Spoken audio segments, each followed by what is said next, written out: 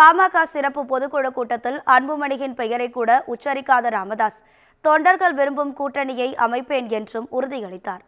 விழுப்புரத்தில் நடைபெற்ற பாமக சிறப்பு பொதுக்குழுவில் உரையாற்றிய ராமதாஸ், அக்கட்சியின் வரலாற்றில் இதுபோன்று ஒரு பொதுக்குழு நடத்தப்பட்டதில்லை என்றார்.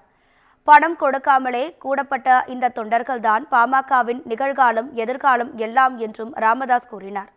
அனைத்து சமுதாய மக்களுக்காகவும் தான் உழைப்பதாக தெரிவித்த அவர், முதலமைச்சர் நினைத்தால் வன்னியர்களுக்கு 10.5 விழுக்காடு இடஒதுக்கீட்டை ஒரு வாரத்தில் வழங்க முடியும் என்று தெரிவித்தார். ஜாதிவாரி கணக்கெடுப்பை நடத்தாமல் தமிழ்நாடு அரசு தட்டி கழிப்பதாக குற்றம் சாட்டினார். 2026 சட்டமன்ற தேர்தலில் கூட்டணி அமைக்கும் அதிகாரத்தை தமக்கு வழங்கியதற்கு நன்றி என தெரிவித்த ராமதாஸ், தொண்டர்கள் விரும்பும் கூட்டணியை அமைப்பேன் என்றும் உறுதியளித்தார். உங்கள் உள்ளங்களிலே, உங்களுடைய நண்பர்கள், வராத நண்பர்களுடைய உள்ளங்களிலே அல்லது குடும்பங்களிலே எந்த கூட்டணிக்கு போனால் வெற்றி கிடைக்கும்,